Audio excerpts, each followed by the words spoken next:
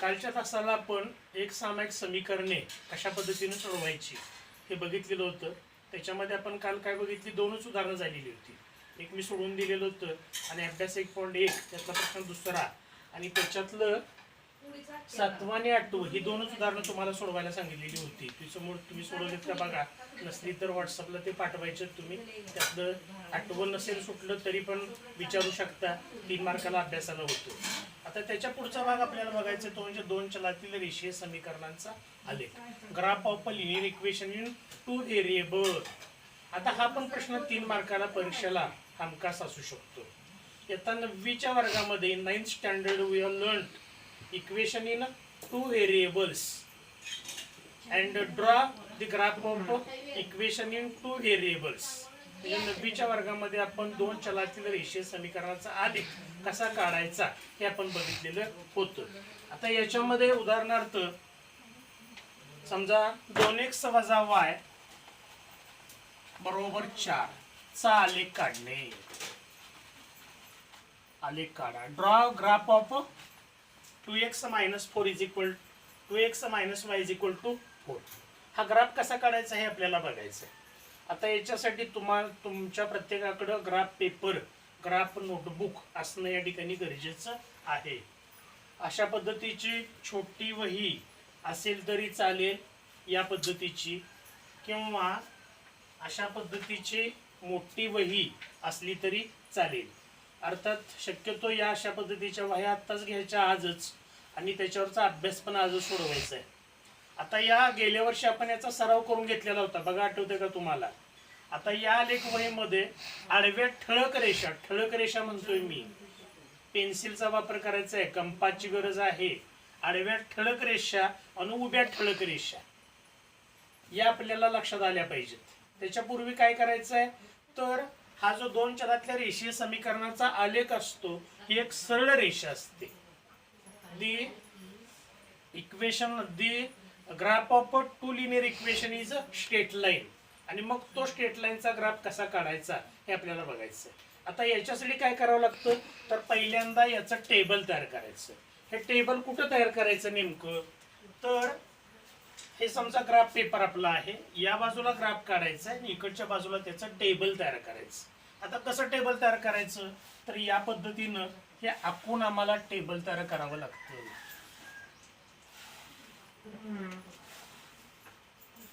याच्यामध्ये 4 उभे कॉलम करायचे, म्हणजे 4 पॉइंट याच्यामध्ये येणं गरजेचं आहे. आता काय काय घ्यायचं बघा, पहिल्यामध्ये x पॉइंट घ्यायचा, नंतर y घ्यायचा आणि शेवटच्या मध्ये xy घ्यायचा. ठीक आहे. आता याची कॅल्क्युलेशन करणं, एक्सच्या किमती नेहमी ठराविकच घ्या, शक्यतो त्या किमती लहानच असल्या पाहिजेत, कारण आपल्या ग्राफ पेपरवर जास्तीत जास्त 6 आणि इकडे -6 पर्यंत एवढेच पॉइंट बसणार आहेत. त्यामुळं या किमती घेताना 0, 1, -1, 2 अशा पद्धतीच्या किमती घ्या. या कायम कॉन्स्टंट ठेवायच्या, या किमती बदलायच्या नाहीत शक्यतो. आणि मग आता या समीकरणामध्ये एक्सच्या या किमती वापरायच्या आणि त्याच्यावरून y ची किंमत काढायची. अर्थात हे तोंडी काही विद्यार्थ्यांना जमेल, ज्यांना तोंडी जमणार नाही त्यांनी प्रत्यक्ष आकडेमोड करायची आहे. अर्थात ही समीकरणं कशी सोडवतो आपण हे माहिती आहे तुम्हाला. एक उदाहरण मी देतो फक्त इथं. 2x वजा y बरोबर 4. आता किती किंमत घालतोय आपण, पहिल्यांदा समजा 0 किंमत ठेवली x ची, तर इथं काय येणार आहे 2 गुणिले 0.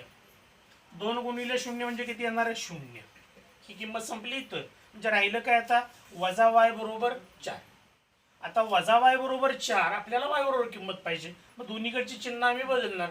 yचं या वजाचं अधिक झालं, ह्या अधिकचं वजा झालं, म्हणजे इथं y ची किंमत काय आली वजा 4.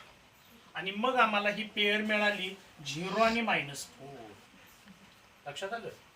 समजा x ची किंमत -1 ठेवायची आम्हाला, तर काय करणार आम्ही इथं 2 गुणिले -1 वजा y बरोबर 4. बघा आकडेमोड बरोबर करता आली पाहिजे आम्हाला. 2 गुणिले -1 किती, अधिक वजा गुणाकारामध्ये वजा, हे वजा y तसंच बरोबर 4. ठीक आहे. आता स्थिर पद याच्यात y ची किंमत आम्हाला काढायची. हे -2 इकडे गेल्यावर काय झाले +2. वजा y बरोबर 4 अधिक 2 वजा y बरोबर 4 आणि 2 किती झाले 6.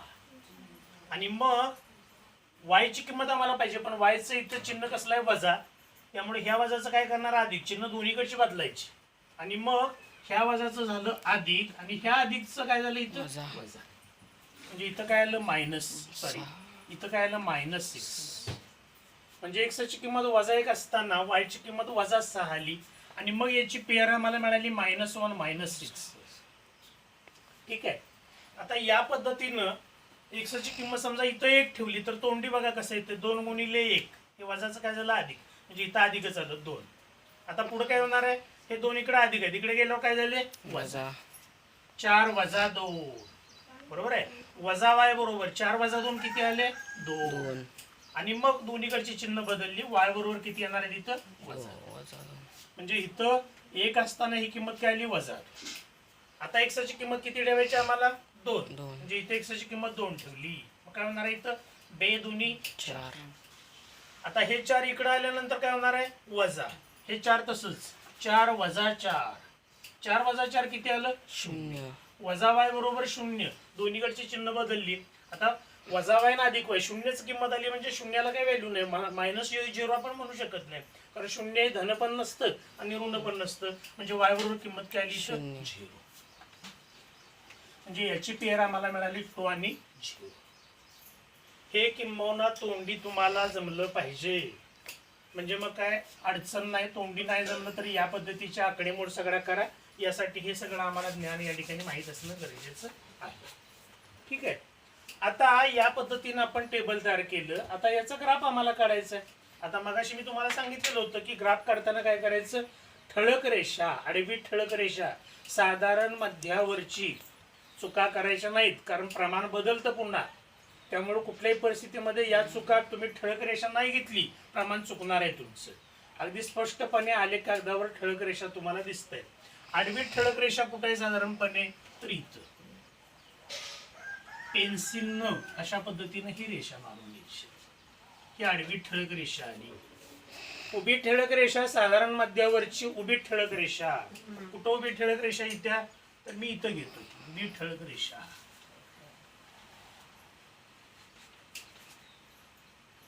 बरोबर, दोन्हीकडे बाण दाखवायचे. याला आपण एक्स अक्ष म्हणतो, याला आपण वाय अक्ष असं म्हणतो.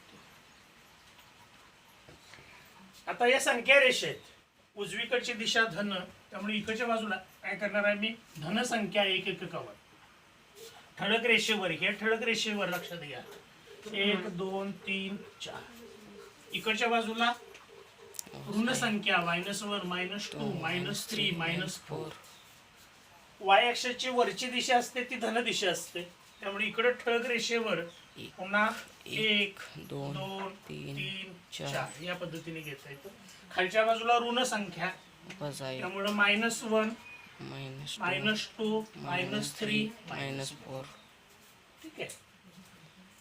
हे प्रमाण बरोबर असलं पाहिजे, इथं प्रमाण चुकता कामा नये. काळजीपूर्वक बघा, व्हॉट्सअपला पुन्हा पानांचे फोटो मला पाठवा, म्हणजे मग बरोबर सांगेन.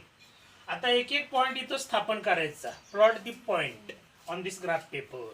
हाऊ टू पॉइंट, पहिला पॉइंट घेऊया 0 -4. 0 ही किंमत एक्स अक्षावरची आहे आणि -4 कुठली आहे वाय अक्षावरची -4 किंमत आहे, बरोबर. मग 0 एक्स अक्षावर कुठं, हा ओरिजिन पॉइंट असतो. एक्स अक्षावरचा 0 इथं, वाय अक्षावरचा 0 इथंच असतो. एक्स अक्षावरचा 0 आणि वाय अक्षावरचा -4. वाय अक्षावर -4 कुठे आहे बघा बरं इथं, म्हणजे हा पॉइंट कुठे मिळाला आम्हाला इथं मिळाला. आता इथं टिंब द्यायचं आणि त्याला गोल करायचं. ठीक आहे. त्यानंतर काय 1 आणि -2, एक्स अक्षावरचं 1 आणि -2 वाय अक्षावरचं, हे एक्स अक्षावरचं 1 आणि -2 कुठं आलं इथं आलं बघा हा पॉइंट, म्हणजे हा पॉइंट इथं येणार आहे. त्यानंतर -1 -6, -1 आणि -6 आता माझ्या याच्यावर इथं बसत नाही, पण हा पॉइंट कुठे येणार आहे साधारणपणे इथं -5 येईल आणि इथं -6 येईल. पुढं 2 आणि 0, 2 आणि 0 कुठे येणार आहे बघा. आता 2 एक्स अक्षावर 2 म्हणजे इथं आलं, इथं नाही आलं. एक्स अक्षावरचं 2 इथं आलं आणि वाय अक्षावरचं 0 कुठं आलं, वाय अक्षावरचं 0 इथं आलं, म्हणजे पॉइंट कुठं आला इथं आला. ठीक आहे, म्हणजे चारही पॉइंट आपण इथं प्लॉट केले आणि आता हे स्ट्रेट लाईन मध्ये येतात का बघा, याच्यातनं जाणारी ही स्ट्रेट लाईनच असली पाहिजे. हा पुढे वाढवू शकतो आपण पॉइंट आणि मग याला आम्हाला नाव देता येतं की 2x - y = 4 अशा पद्धतीनं या रेषेला आपल्याला नाव या ठिकाणी देता येतं. म्हणजे दोन चलातल्या रेषीय समीकरणाचा आलेख हा सरळ रेषा असतो. The graph of linear equation in 2 variable is a straight line अशा पद्धतीने आम्हाला या ठिकाणी सांगता येतो. आता आपल्याला पुढे काय करायचं आहे, तर ही सायमल्टेनियस इक्वेशन जे आहेत, एक सामायिक समीकरण जे आहेत ती ग्राफिकली मेथडनं, प्रश्न काय असतो तुम्हाला, खालील एक सामायिक समीकरणे आलेखाच्या साह्याने सोडवा.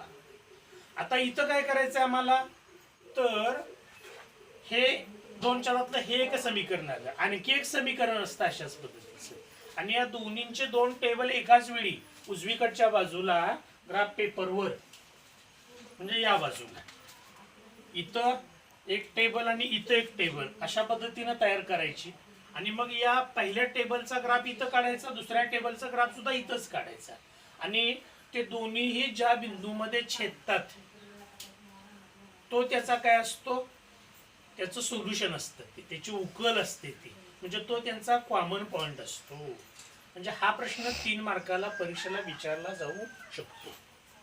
आता हे आपल्याला थोडंसं बघूया, आणखी आपण एक उदाहरण घेऊन की नेमकं कशा पद्धतीनं हा ग्राफ आपल्याला या ठिकाणी काढता येतो. आता याच्यासाठी काय करायचं आम्हाला, दोन टेबल या ठिकाणी तयार करायचे. एक एक्झाम्पल घेऊया आपण, म्हणजे लक्षात येईल तुमच्या.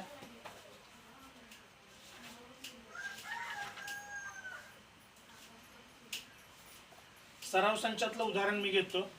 सराव संच 1.2 मधलंच बघा. उदाहरणार्थ 3x - 4y = -7 आणि 5x - 2y = 0. खालील एक सामायिक समीकरणे आलेखाने सोडवा असा प्रश्न आहे. 3 मार्काला प्रश्न असू शकतो. म्हणजे ही जी इक्वेशन्स आहे ती आलेखाने सोडवायचे आम्हाला. आता ह्या दोन समीकरणांचा आलेख आम्हाला काढायचा आहे. या दोन्हीच्यासाठी दोन वेगवेगळी टेबल आपल्याला तयार करावी लागणार आहेत. आता पहिलं टेबल मी इकडे तयार करतो.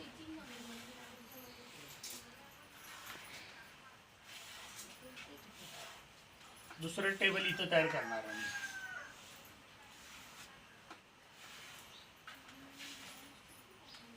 इथं वर म्हणायचं 3x - 4y = -7 चा आलेख, ग्राफ ऑफ 3x - 4y = -7 आणि ग्राफ ऑफ 5x - 2y = 0.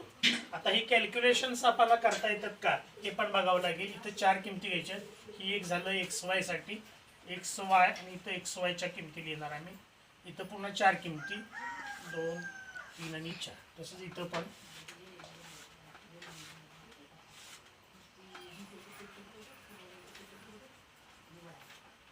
एक्सच्या किमती फिक्स ठेवायच्या आहेत. 0, 1, -1 आणि 2. इथं पण 0, 1, -1 आणि 2. आता पहिला ग्राफ अगोदर काढूया आपण.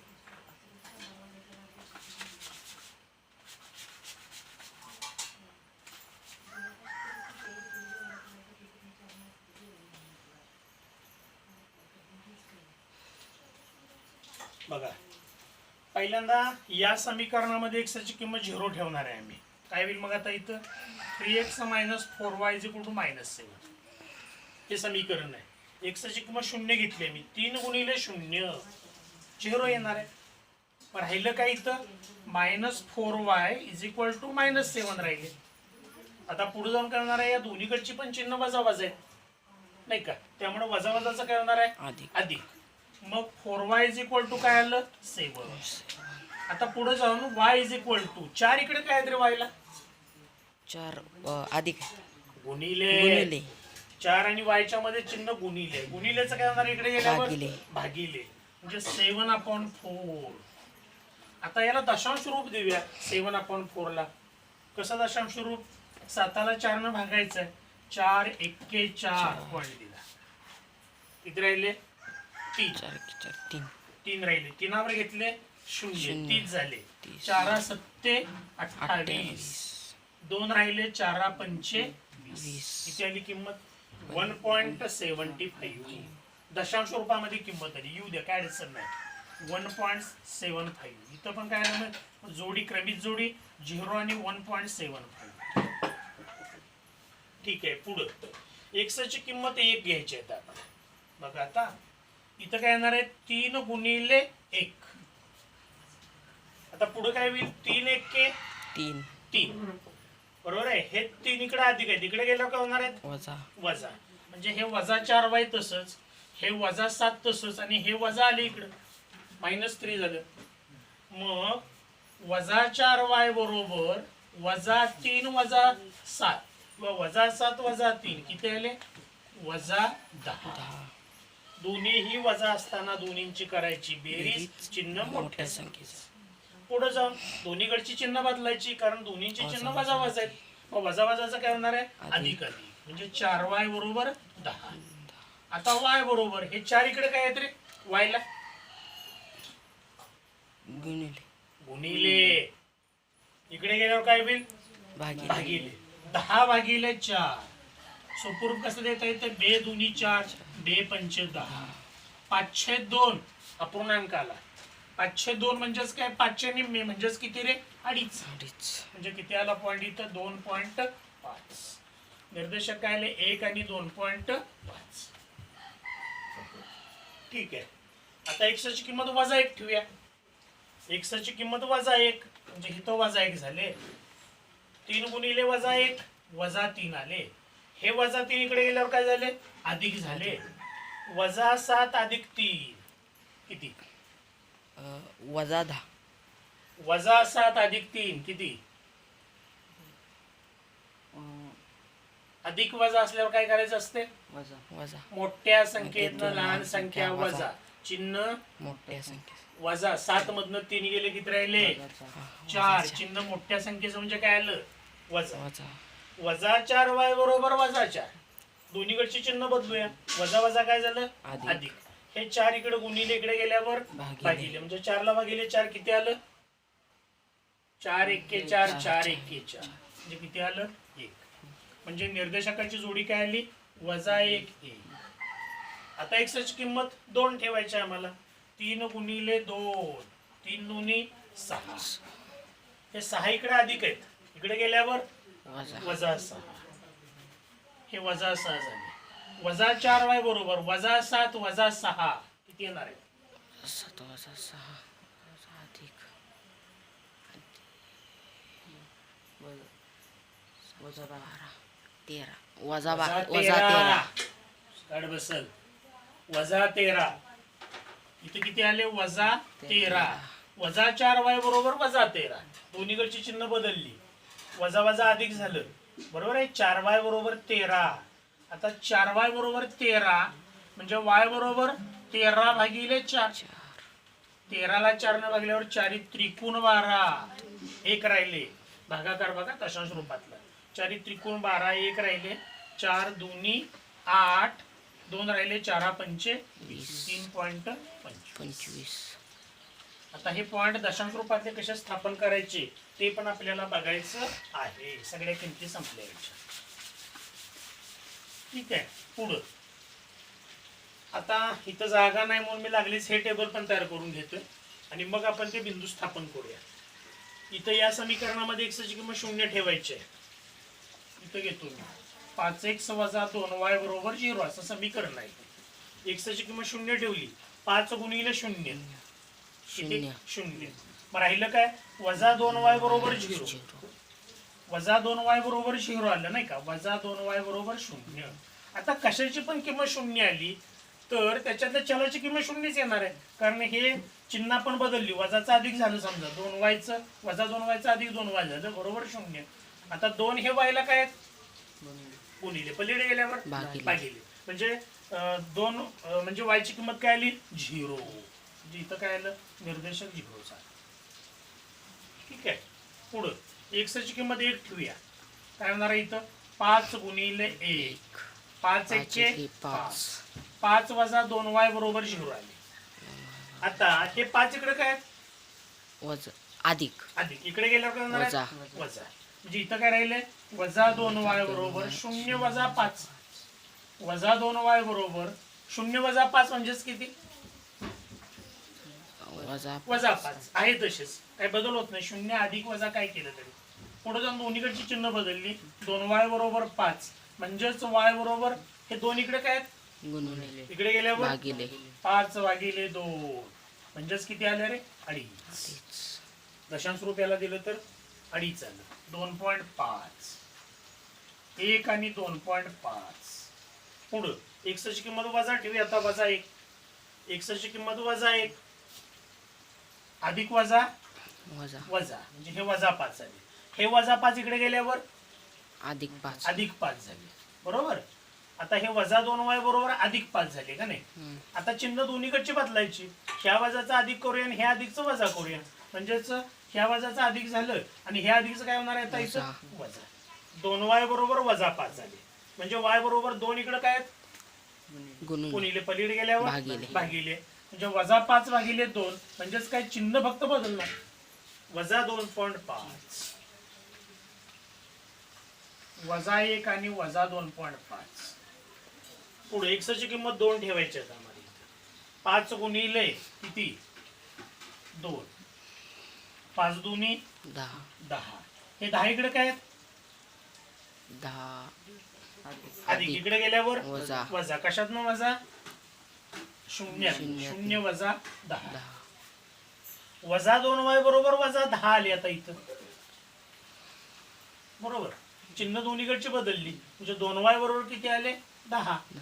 म्हणजे y बरोबर किती येणार आहे? आता इथं 2 गुणिले इकडे गेल्यावर भागिले भागिले. 10 ला भागिले 2 म्हणजेच किती हो? 5. बरोबर की नाही. 10 भागिले 2 बे के बे बे पंचे 10 5. 2 आणि 5. या आकडेमोडीमध्ये कुठल्याही परिस्थितीत चूक होता कामा नये. इथं जर तुम्ही चुकला तरी इथले पॉईंट तुमचे वेगळे आले, ग्राफ तुमचा चुकला. त्यामुळे याच्यामध्ये कुठलीही गोष्ट चुकून द्यायची नाही. आता हे बिंदू आम्हाला स्थापन करायचे आहेत. बघा पहिल्या समीकरणाचे बिंदू स्थापन करूया. 0 आणि 1.75 हा x निर्देशक, हा y निर्देशक. x अक्षावर 0 कुठं आहे? इथं. y अक्षावर 1.75 कुठं आहे? y अक्षावर हा y अक्ष. 1.75 म्हणजे काय? 1 आणि 2 इथं आहे. बरोबर का नाही. हे जवळजवळ 1.25 झाले. 1.25 म्हणजे या दोन्हीच्या मधल्या रेषेवर 1.5 येणार आहे आणि त्याच्या मध्यावर बरोबर 1.25 येणार आहे. म्हणजे पॉईंट कुठं आला? 0 आणि 1.75 म्हणजे पॉईंट इथं आला. याला गोल करायचं. पुढं 1 आणि 2.5. 1 आणि 2.5 x अक्षावरचं 1 आणि y अक्षावरचं 2.5 कुठं आलं रे? 2.5 म्हणजे इथं 3 आहे. हे 4 इथं. बरोबर. 1 आणि 2.5 म्हणजे 2.5. 2.5 कुठं आलं? बरोबर मध्यावर आलं. म्हणजे इथं पॉईंट आला.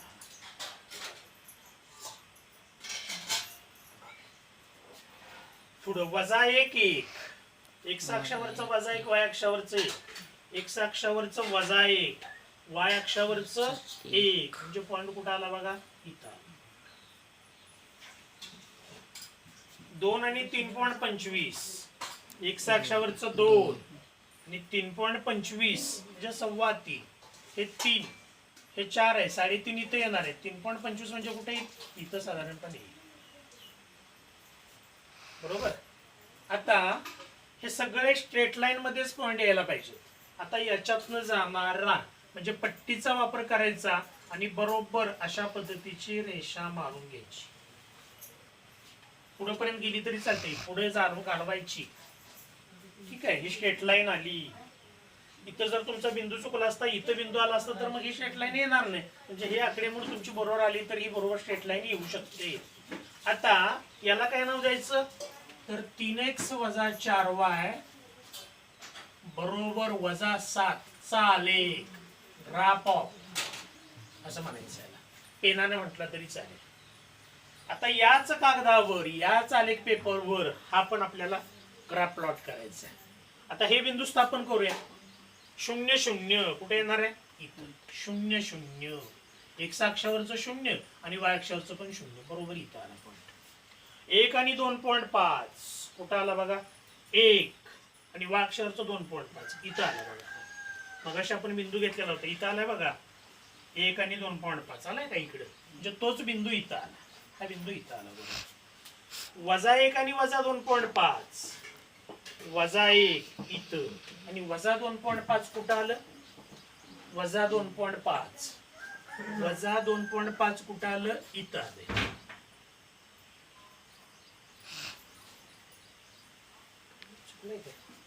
1 आणि 2.5 -1 -2.5 वाय अक्षरवरती खाली येणार. खाली आहे ना. हा वजा हा सॉरी -1 आणि -2.5 कुठे येणार आहे हा पॉइंट इथं. -1 आणि -2.5 मध्यावर बरोबर याच्या इथं -3 आहे.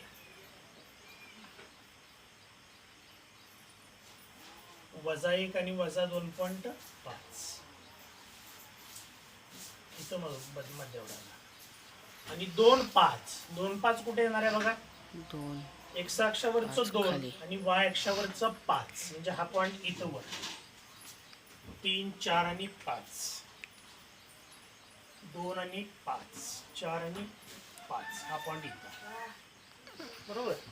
आता याच्यातनं जाणारा जर आलेख आपण काढला तर हा पण एकाच रेषेमध्ये येतो बघा बघा हा आलेख अशा पद्धतीने येणार आहे.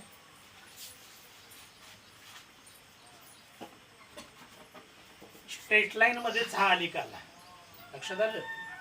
आणि मग हे दोन आलेख ज्या बिंदूमध्ये छेदतात कुठे छेदले हा पहिला आलेख आपला हा आणि हा दुसरा आलेख हे ज्या बिंदूमध्ये छेदतात ती त्या दोन एकसामायिक समीकरणांची उकल असते.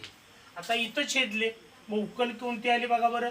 एक्स निर्देशक 1 आणि वाय निर्देशक किती आला याचा 2.5 ही या दोन सामायिक समीकरणांची उकल असते.